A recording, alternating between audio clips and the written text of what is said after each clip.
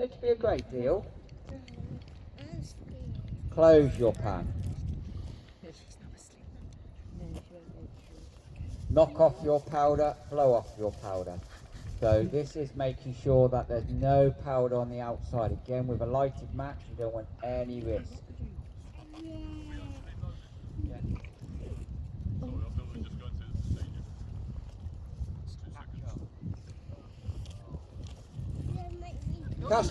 Cast about your piece. So now what they've done is they've brought their musket around so that they can actually charge the musket itself. Handle your charge.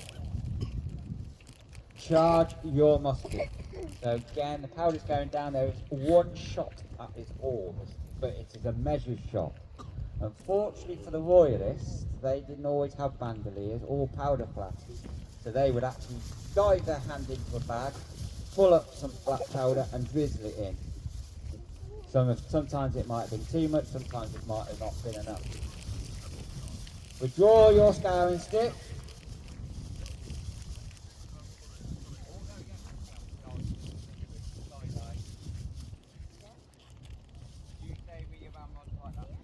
So what you would do next is handle your ball and wad. Now obviously again these days we're not allowed to put lead ball down there. The wadding would have been a little bit of fabric or leaves or whatever. You would then place home your charge. Withdraw your scouring stick. Reverse and shorten your scouring stick, ram home your charge. So now what you're trying to do is compress all that down at the bottom. The ball is going on top of the powder and it's all being pushed down.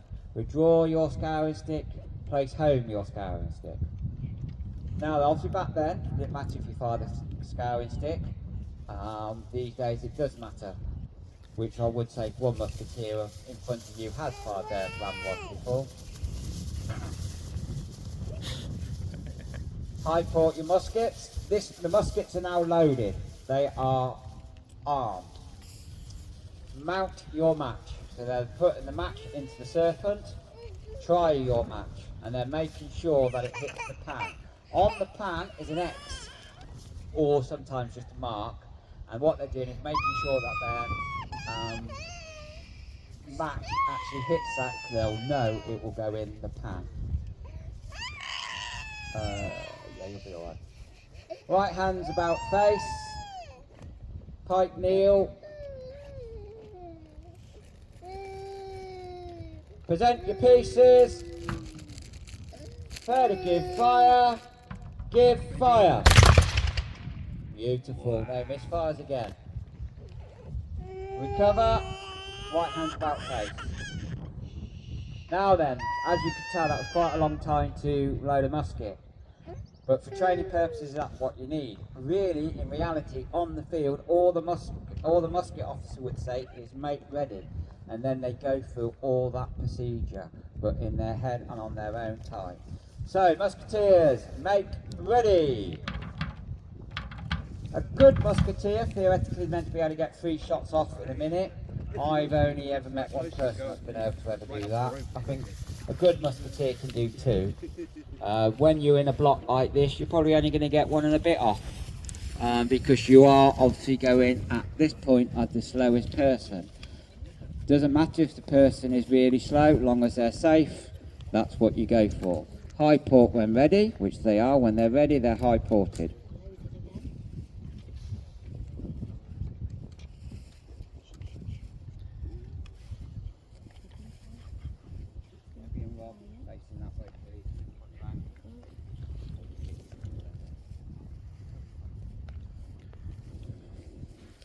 Okay, Brutus and Ian, recover your body.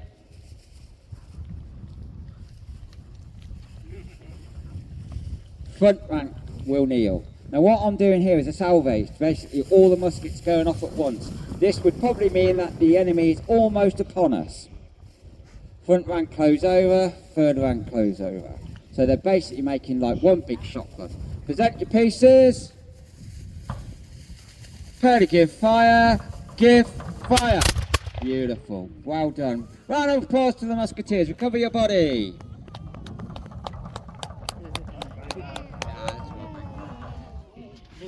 Retire back, please, gentlemen.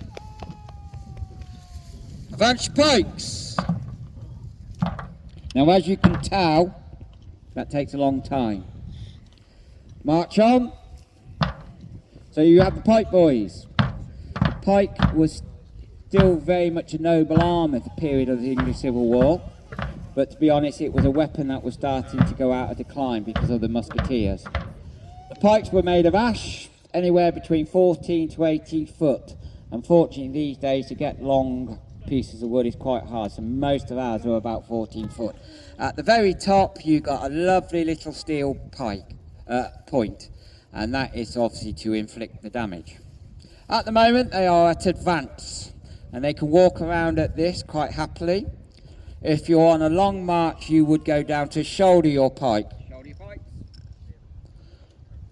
So this is a more comfortable way to march around if you're doing long marches, or it was a tactic used at the time if you're coming up against shot, because the idea was the lead balls would actually hit the pike and bounce off rather than shattering the pikes. We've never tested that theory. Maybe one day we should. Advance pikes. Port your pikes. So they're going down to a little port now with salute, and it's also a halfway stage. Halfway stage to what, you may think? Charge your pikes! So this is how they would engage. Now, in normal circumstances, pike would engage pike and musket, musket. March on. So they would march on to the opposition like this until they would come to pike. Then the pike ends would actually overlap, and they would literally come face to face with the opposition. You can see the one guy at the back hasn't charged. There's no point in him charging. That point's not going to do anything. His job, with the help of the officers, would actually to be leaning on, pushing the front rank forward. Recover your body. In this wind, you'll be surprised how much the wind is taking hold of these. If you want to have a hold of it later, after we finish display, come into the camp. You'll be surprised the wind does affect it. Recover your body. Matt can use just spear those two old gits at the end. Drums and colours to the fore. Now then, I've shown you the two arms. We now actually come to the most important bit other than the two drunkards at the end. We have the colour. The colour you got in front of you at the moment is Thomas Lord Graves with the rampant unicorn on it. Now then, we're reasonably uniform colour, but you wouldn't know whether this is Parliament or Royalists. In fact, Royalists wear exactly the same cape colour as us. So the only way you know where your regiment is on the field would be to look for the colour. The colour was obviously very important. You did not let that get into enemy hands, but if you were the enemy, to obviously capture their enemy colours was a really big bonus. One of the reasons for, or one of the uses for the standard bearer is when we get up to the battlefield, we'd send the standards out and they would flourish their colours. And basically what they're doing at this point is just saying, here we are, Lord Graves are here, come and have a go if you're hard enough, if you think you like it. And you can imagine obviously hundreds of standards on the field all waving. We do it today in reenactment. Thank you, Lee. That's actually quite hard work in this wind again. We do it today. When we get onto the battlefield, even though we know roughly who's here from the opposition, we look for the opposition standards. And if we see Georgie Lyles's standard, we know we're in for an easy day. So I've got to keep doing that, Jake. You're the only one here. I could say saves, but they're on our side. So yeah, we do look at it. We do like to have the standards out. It is good. Withdraw the standard. Step forth the drummers. Then we got the drummers. The drummers were actually part of the officer corps. Very, very important. Now, obviously, back in the 17th century, you didn't have a wonderful microphone and a speaker to shout the orders. So very, very quickly, you lose your voice. the regiment actually quite likes that when I lose my voice. So to be able to get messages, you would do drum beats, and you would hear the drum beats. Again, the drum beats, there'll probably be about 100 drummers. So it would be loud. Can you do a drum beat, please, drummers?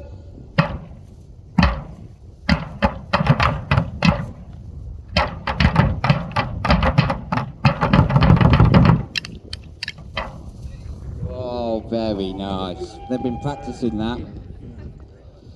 The other thing that you'd use drummers for is to go and spy on the opposition. They would be sent into camps, into siege works, into towns, to actually give messages from the officers to give quarter or not give quarter, why they were in there. They would be having a look at what the strength were. Very, very rare for drummers to be shot, executed, or even captured. Sometimes it would be a cornet from the cavalry as well. So there is one other thing that we use the pike for, and it's a very important one. Pike prepared to charge for horse. Come down to the front.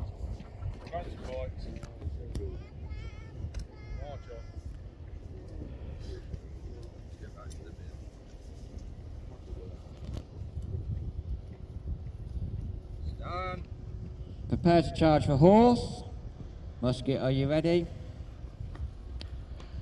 Charge for horse! So what they've done, they've come down, and as you can see, the musketeers are coming in. The drums have, I hope we got some old nags, look. The drums are beating the charge for horse beat, and in this position, they would do very, very well. Drums and colours are at the back, and so would the officers be. Now then, the idea is, this is aimed at the horse's head. The horses are very, very clever. They are not going to go anywhere near those lovely spikes. They would stop and seat their riders or turn into the oncoming cavalry. If any riders come off, you've got muskets in between to shoot, and also we've got some pikes that charge, and they would be stopping anybody from getting in. Obviously, if you just had them at that height, you can get under that and kill quite easily. It is an amazing formation that at Mastermore and at Naseby actually stopped the Royalist Army from being routed. In fact, so much so at Naseby, they did this formation, Prince Rupert's regiment, 3 times. On the 4th time, the Parliaments were so in awe of their bravery, they actually let Prince Rupert's go. They actually rode up with a flag and said, well done, guys. So if you kept this formation, you'd save the day. If anybody know Waterloo, this is the formation they used at Waterloo, but obviously not with the pikes. They had bayonets by then, but it was still the same procedure. Recover your body. Thank you very much. That was a very quick display of the arms of the Thomas Lord Graves Regiment of Foot. Thank you very much.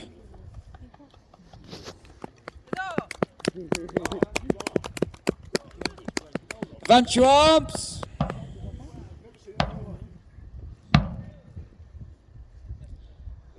Musket, march on. Left hand's wheel. General salute. Not to the 2 old gits at the end though, please. They don't deserve nothing. Drums and colours, march on.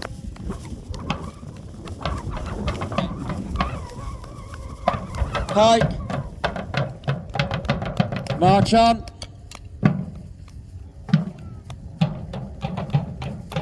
Thank you very much. Thank you much, old gits. Did you enjoy that? Did you learn anything? No. Never had such a long walk in all my life.